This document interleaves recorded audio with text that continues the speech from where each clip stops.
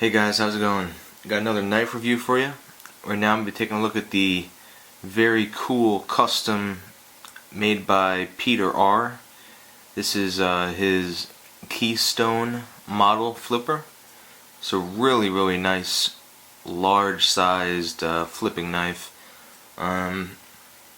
This is one of the main styles of knives that he makes. The Keystone line, I know he makes a ton of these things. They're still all customs, but I know he makes a ton of these things, and they're just a really cool, unique design. So yeah, like I said, this is made by Peter R., more uncommonly known as Peter Resente. I think that's how you pronounce his last name. That's his real name, but more commonly he's just referred to as Peter R. And so without further ado, it comes in this padded pouch. At least it did.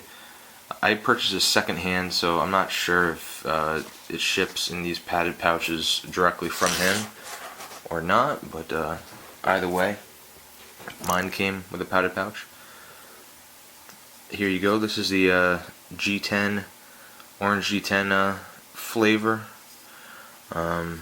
It's got sort of like a rock pattern milled into the side. Really cool, just like a random pattern. It's just a really cool knife. It's a very large knife too. As you can see, it has a very nice profile to it. It's just a very straight, overall design.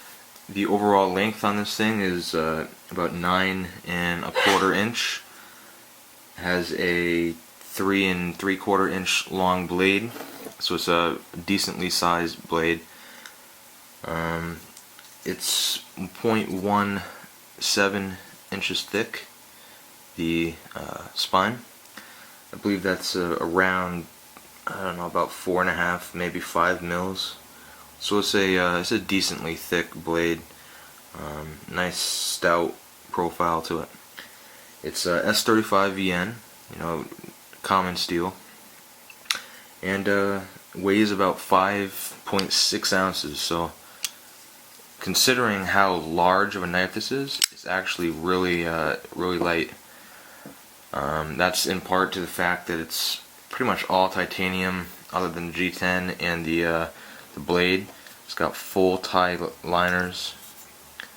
And as you can see, these titanium liners are massive. They're really thick. It's almost like a frame lock with just G10, scales attached to the outside of it. That's how thick they are. You can see the pocket clip there. Really cool looking pocket clip. Titanium. The only thing I could say about this pocket clip is it's very stiff. Really hard to get on and off your pants. Yeah, it's got a carbonized lock face, so it makes engagement really nice and smooth. Also nice and smooth is the action on this thing. It's crazy smooth.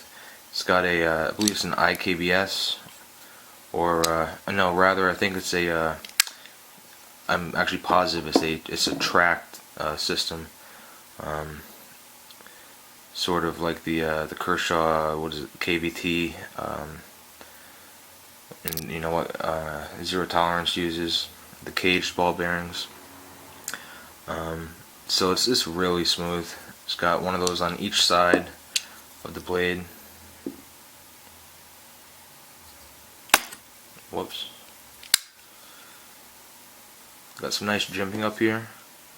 It's a little far out, in my opinion, because in order to engage it, you really have to put your thumb fully extended, which kind of makes it an awkward grip.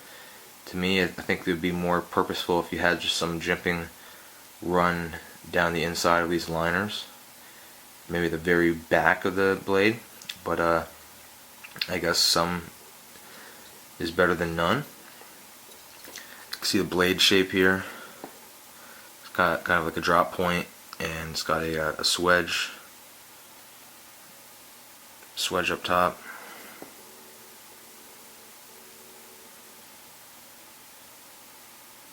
A very pointy blade.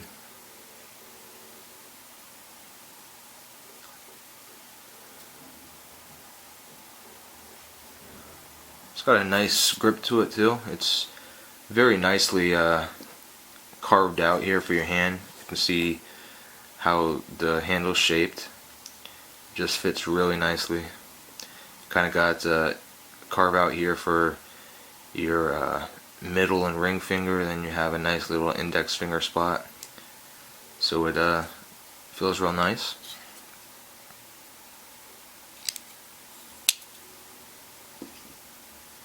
It's relatively thick as far as knives go. You don't really get many knives that are this thick, but it makes up for it in the fact that it's not thick this way. You know, comparing it to the Spyderco Tough, you can see there, but then you can see the difference in the thickness this way. Let me get another knife out here. Here's a paramilitary. You can see it's probably about 2 paramilitaries thick,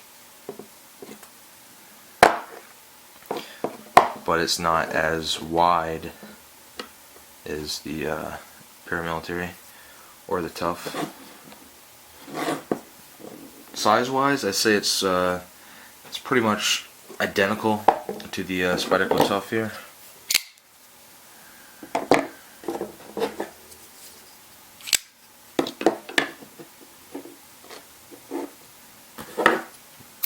They're both about 9 and change. A little bit smaller than the paramilitary. So it's a full-size knife. I'd say also it's about identical. A little bit smaller actually than the ZT 560.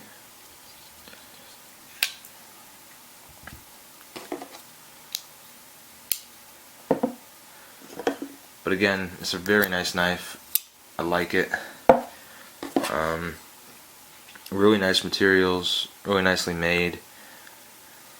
You know, really seriously thick titanium liners. It's just pretty cool. You know, you don't get here. Let me compare actually the titanium liner to the titanium frame lock side on this Spyderco Tough. They're pretty much identical in thickness. That just tells you how thick the liners on these things are. So it's pretty interesting. You don't get that a lot, especially when it's not actually a frame lock but a liner lock. It's a pretty light knife. I'd say it's lighter than the Tough, maybe even lighter than the ZT. Overall, I'm really happy with it. I like it a lot. That's pretty much it. I haven't really used it much. Just been more of a collector's piece, I guess. Oh, it's got a, I'm sure you've noticed this by now, but it's a nice stone wash blade.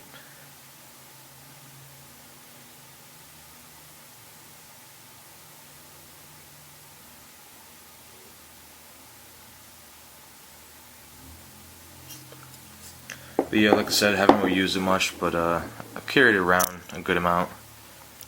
Maybe use it for a couple little things here and there. And you know, I like it. I'm glad I picked it up. If you get a chance to find one and you like this, I'd suggest that you do the same if you can. Other than that, that's pretty much it. Not a lot of things to say. It's a pretty simple knife. Really nice knife in my opinion. I'd say it's a serious tactical knife just because of the size. I'd consider it a tactical knife more than say like an EDC. But yeah, that's the Peter R. Keystone. This is an orange G10 one, and thanks for watching.